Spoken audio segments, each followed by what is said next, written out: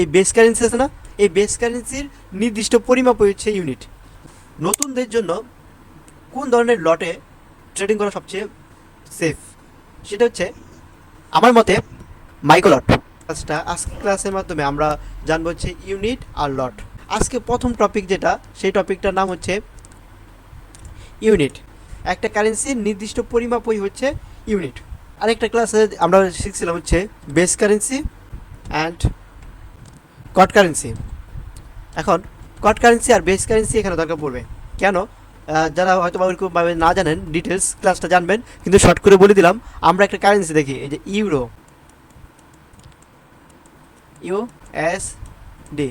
USD, এটা হচ্ছে একটা কারেন্সি পেয়ার। এটার মধ্যে প্রথমটা সবসময় হচ্ছে বেস কারেন্সি আর এটা হচ্ছে কট কারেন্সি। আমার ইউটিউবে কিন্তু একটা ক্লাস আছে পুরো ডিটেলস, আপনি ইউটিউবে যদি দেখেন তাহলে বেস আর কট কারেন্সি নিয়ে আপনার কোনো ঝামেলা হবে না। আমি এখানে জাস্ট একটা ধারণা দিলাম যে কোনটা বেস কারেন্সি আর কোনটা কট কারেন্সি। এখন ইউনিট দ্বারা কি বলছি, একটা কারেন্সির নির্দিষ্ট পরিমাপ, কারেন্সি পেয়ারের না, একটা কারেন্সির নির্দিষ্ট পরিমাপ হচ্ছে একটা ইউনিট। বুঝতে পারছেন? এখন ওই পরিমাপ কিসের? বেস কারেন্সির।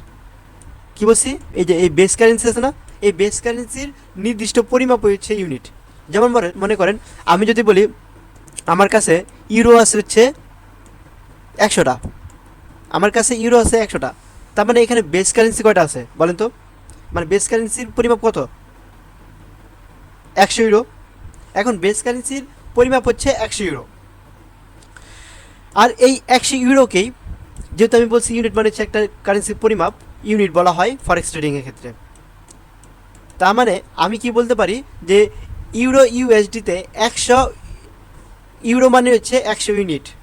কারো কি কোনো সমস্যা আছে? আমি মনে করি কারো কোনো সমস্যা নাই ইউনিটটা বোঝার ক্ষেত্রে। আমি আবার রিপিট করতেছি, বেস কারেন্সি ফ্যাক্ট, ইউনিট বোঝার জন্য, ইউনিট বোঝার জন্য বেস কারেন্সি ফ্যাক্ট। এখন মনে করেন ইউরো ইউএসডি দেখতেছেন একটা মার্কেটে, যদি আপনি যান সেখানে ইউরো ইউএসডি দেখবেন। এখন ধরেন $100 দিয়ে, আপনি $100 দিয়ে 90টা ইউরো কিনছেন। কি বলছি, $100 দিয়ে 90টা ইউরো কিনছেন। মার্কেট হচ্ছে ইউরো ইউএসডি, ইউরো ইউএসডি, এটা হচ্ছে একটা কারেন্সি পেয়ার। এখানের মধ্যে আপনি কি করছেন, আমরা তো বেস কারেন্সি আর কট কারেন্সিতে বুঝতে পারছি।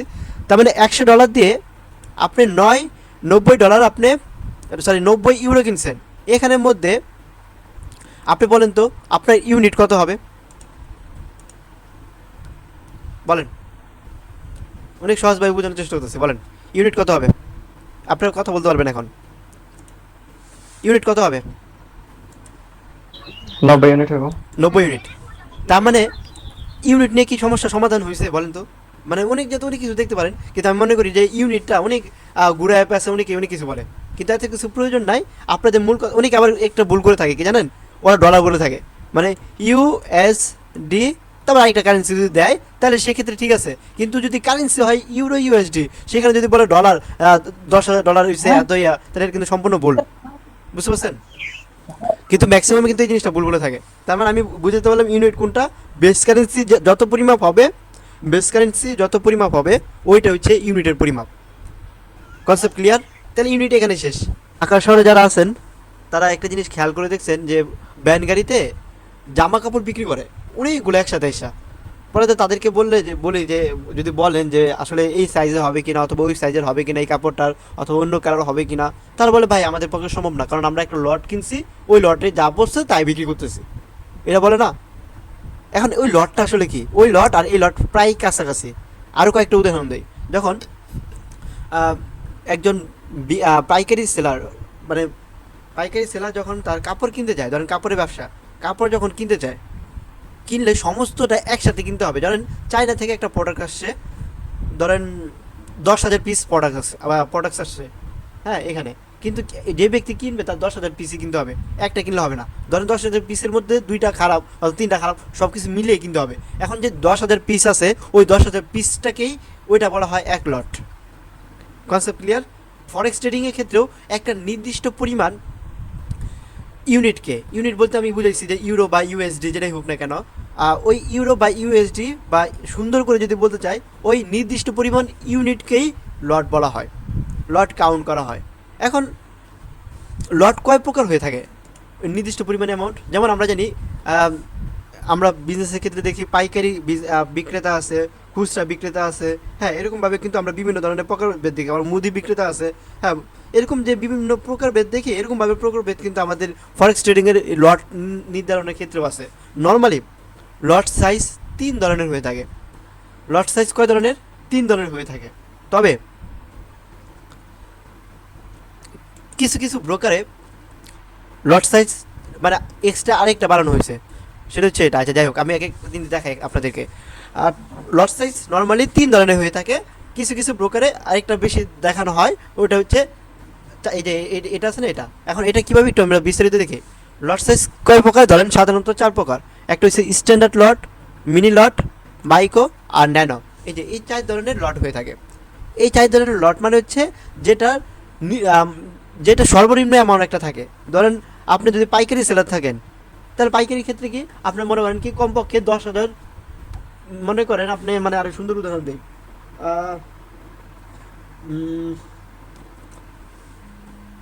ধরেন আপনি কাপড়ের পাইকারি মার্কেট আছে আপনার। এখন পাইকারি মার্কেট থাকলে আপনার সব মানে একটা অ্যামাউন্ট থাকে নির্দিষ্ট পরিমাণ, যে আপনি কিনলে কখনো $1,00,000 নিচে কিনেন না। আপনি হচ্ছে সবচেয়ে বড় লেভেলের একজন ক্রেতা বা বিক্রেতা, যেটাই বলেন না কেন, ঠিক না? এই বড় লেভেলের যে ক্রেতা বিক্রেতা, তাদেরকে এক ক্যাটাগরিতে ফেলানো হয়। যাদের মূলধন একটু কম তাদেরকে আরেক ক্যাটাগরিতে ফেলানো হয়, আর যাদের মূলধন আরও কম তাদেরকে আরেক ক্যাটাগরিতে ফেলানো হয়। বুঝতে পারছেন? মানে ক্যাটাগরি হচ্ছে আপনার অ্যামাউন্টের উপর ডিপেন্ড করে। এখন বড় বড় যে কোম্পানিগুলো আছে তাদের ক্ষেত্রে কন্ডিশন কি দিয়ে থাকে? তাদের ক্ষেত্রে কন্ডিশন দিয়ে থাকে আপনাদের সর্বনিম্ন, এই দেখেন, একক, দশক, শতক, হাজার, অযুত, লক্ষ, মানে সর্বনিম্ন 1 লক্ষ বেস কারেন্সি থাকতে হবে। এখন এখানে ইউরো থাকতে পারে, ইউএসডিও থাকতে পারে, ওরা সমস্যা নাই। তার মানে বড় বড় কোম্পানির ক্ষেত্রে কি নর্মালি হয়ে থাকে, ইউরো মানে বেস কারেন্সি সর্বনিম্ন 1 লক্ষ হইতে হবে। এখন আপনাদের প্রশ্ন আসতে পারে, তাহলে কি আপনি কি এই স্ট্যান্ডার্ড লটে কি আপনি ট্রেড করতে পারবেন না? অবশ্যই পারবেন। কীভাবে পারবেন বলেন তো? সেটা হচ্ছে আপনার মনে আছে বলছিলাম যে আনলিমিটেড লেভারেজ নেওয়ার সিস্টেম আছে, ওইটার মাধ্যমে। কিন্তু নর্মালি যারা নতুন বা কম অভিজ্ঞ তাদের জন্য সম্পূর্ণ নিষেধ স্ট্যান্ডার্ড লট যেটা আছে ওটাতে ট্রেড করা। যদি ট্রেড করেন তাহলে অবশ্যই লস করবেন এখানে। মানে মূল কনসেপ্ট এতটুকু ধরে রাখেন যে স্ট্যান্ডার্ড লট যখন 1 লট নেবেন, মানে পরিমাণ নেবেন যখন 1, মানে যখন এন্ট্রিতে লিখবেন 1, লটের পরিমাণ যখন 1 লিখবেন, এটা মানে বোঝাবে যে আপনার বেস কারেন্সি আছে হচ্ছে 1 লক্ষ বেস কারেন্সি। বুঝতে পারছেন কি বলছি? 1 লক্ষ বেস কারেন্সি থাকবে। কিন্তু আপনি যদি 1 লক্ষ বেস কারেন্সি না থাকে তাহলে কিন্তু আপনি 1 লটে আপনি ট্রেড করতে পারবেন না। বুঝতে পারছেন কি বলছি? আবার রিপিট করতেছি, মানে লট সাইজ কি সর্বনিম্ন হচ্ছে 1 লট। স্ট্যান্ডার্ড লটের ক্ষেত্রে সর্বনিম্ন হচ্ছে 1 লট থাকবে। আর 1 লটে তখনই ট্রেড প্ল্যান করতে পারবেন যখন 1 লক্ষ বেস কারেন্সি থাকবে। বেস কারেন্সি বা 1 লক্ষ ইউনিট, আপনি যেটা ভাবে সহজ হবে এটাই। যদি এরকম থাকে, আমরা যে পিপ শিখলাম, যদি 10 পিপ চেঞ্জ হয়, প্রতি পিপের মূল্য হচ্ছে $10, তাহলে $100 আপনার প্রফিট হবে। মানে স্ট্যান্ডার্ড লটের ক্ষেত্রে, স্ট্যান্ডার্ড লট মানে হচ্ছে 1 লট যখন আপনি ট্রেড প্ল্যান করবেন তখন একটা পিপের আলাদা মূল্য হয়ে যায়। ধরেন এটা ক্ষেত্রে আলাদা মূল্য, এটা ক্ষেত্রে আলাদা মূল্য, এটা ক্ষেত্রে আলাদা মূল্য, মানে প্রত্যেকটা ক্ষেত্রে ভিন্ন ভিন্ন। মনে করেন আপনি পাইকারি একজন বিক্রেতা, ওই যে হাই ক্যাটাগরি যেটা বলছিলাম, এখন হাই ক্যাটাগরি তার হচ্ছে $1 লক্ষ তাদের কাছে কিছুই না। এখন সে কি করবে? যে সে যখন পণ্য কিনতে যাবে তখন তার থেকে যে দাম রাখবে, যে আরও কম মূলধন যার কাছে আছে তার থেকে সেম রাখবে, তার থেকে আরও বেশি রাখবে না। এটাই এখানে কনসেপ্টটা, যে যার বেশি মূলধন সে বেশি এখানে প্রফিটও করবে, অ্যাডভান্টেজও পাবে। এই জন্য এখানে দেখা যায় যে স্ট্যান্ডার্ড লটে যেহেতু মূলধন সবচেয়ে বেশি, যে 1 লক্ষ ইউরো বা ইউএসডি যেটাই থাকুক না কেন, বা ইউনিট, মানে বেস কারেন্সি যখন 1 লক্ষ থাকবে, প্রতি পিপ ধরেন 1 পিপ হয়, যদি 1 পিপ পরিবর্তন হয় তাহলে 1 পিপের মূল্য কত বলছে? $10। তাহলে প্রফিট কত হবে? $10। আর যদি এখানে 3 পিপ পরিবর্তন হয়, ভ্যালু কত করে বলছি এটাতে? $10, তাহলে পরিবর্তন কত হবে? $30। $30 কী হবে? প্রফিট। বলেন তো এতটুকু বুঝছেন কিনা?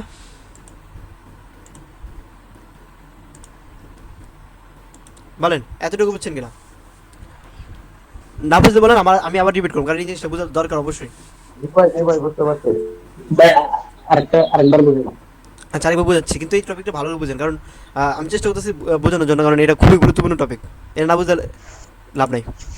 না আমি আবার রিপিট করতেছি, দেখেন ধরেন 4 ক্যাটাগরির ব্যবসায়ী আছে, 1 2 3 4। এখন এই যে 1 নম্বরের যে ক্যাটাগরি, ওই কোটি কোটি টাকার মালিক, ওর কাছে 1 লাখ টাকা আছে, আচ্ছা $1,00,000। এখন সে যদি একটা পণ্য কিনতে চায়, আচ্ছা আগে একটু লেখালে, ওর কাছে $1,00,000, ওর কাছে $50,000,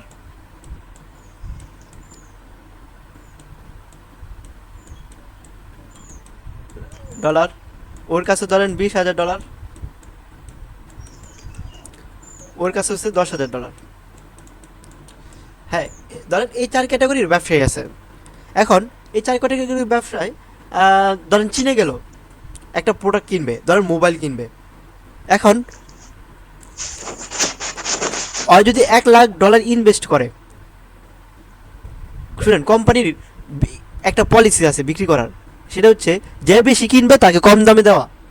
ওই পলিসিতে $1,00,000 যখন সে বললো যে আমি $1,00,000 পণ্য কিনবো, মোবাইলটা কিনবো, তাহলে আপনার আমার থেকে রেট কত করে রাখবেন? ধরেন বললো যা রেট হচ্ছে 2,000, ওর কাছে 2,000 রেট করে রাখতেছে, কিন্তু যে এখানে দেখতেছে 2 নম্বর যে আছে ডিলার, তার কাছে কত মূলধন আছে? $50,000। এখন সে বললো সেম কোম্পানিতে যা আমি $50,000 মোবাইল কিনবো, এখন আমার কাছে রেট কত রাখবেন? সে বললো আপনার কাছে $1,900। আবার 3 নম্বর যে ক্যাটাগরির ডিলার, সে বললো আমি $20,000 দিয়ে মোবাইল কিনতে যাই, আমার কাছে কত রাখবেন? কয় 1,800। 4 নম্বরের ক্ষেত্রে বললো 1,600। মানে দেখেন একটা খেয়াল করে, যে যার বেশি মূলধন তাকে কিন্তু ভ্যালু বেশি দিচ্ছে, তার খরচও কম। আর যার মূলধন সবচেয়ে কম তাকে কিন্তু কম ভ্যালু দিচ্ছে এবং কি তার খরচ বেশি। ঠিক তেমনি এখানের মধ্যে আমরা লট সাইজের ক্ষেত্রে আমরা দেখব যে লট হচ্ছে 4 প্রকার হয়, যেমন এখানে বিক্রেতা ডোনার কয়জন ছিল? 4 জন। ঠিক তেমনি লটের ক্ষেত্রেও 4 ধরনের লট হয়ে থাকে। এখন প্রথমটা হচ্ছে স্ট্যান্ডার্ড লট। এখন স্ট্যান্ডার্ড লটের ক্ষেত্রে কন্ডিশন বলছে যে অবশ্যই বেস কারেন্সি 1 লক্ষ থাকতে হবে।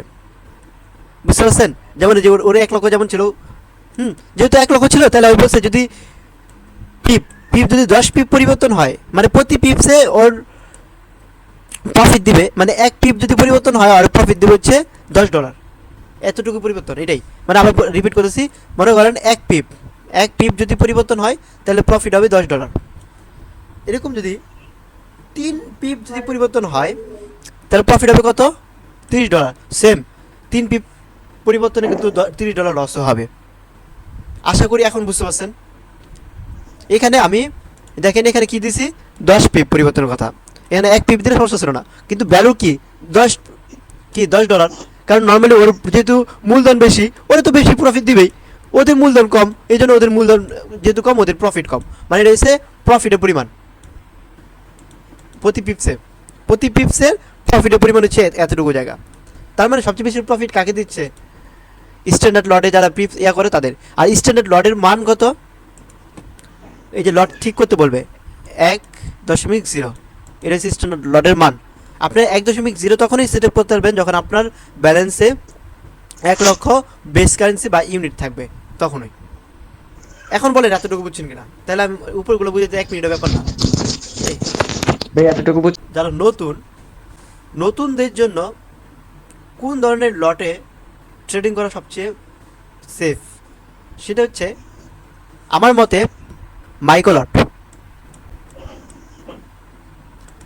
এই দুটো লটে যাওয়ার প্রয়োজন নেই, কারণ আপনাদের অ্যামাউন্টের তো বেশিও থাকে না। আপনারা যেহেতু নতুন, আপনাদের অনেক কিছু জানার আছে, শেখার আছে, সেই ক্ষেত্রে আমি আপনাদেরকে মাইক্রো লটটাকেই সাজেস্ট করবো যে কোন লটে করবেন। নেক্সট ক্লাস যখন করবো তখন আপনি এইগুলো সব পান্তা বাদ হবে, খালি এইগুলো একটু মাথায় রাখেন যে প্রিভিয়াস যে 4টা ক্লাস হয়েছে এটা নিয়ে, এই 4টা ক্লাসের জিনিসগুলো যদি মাথায় রাখতে পারেন তাহলে সামনে থেকে আর কিছু মানে প্যারা লাগবে না। প্যারা লাগার বিষয় ছিল এইগুলাই একটু।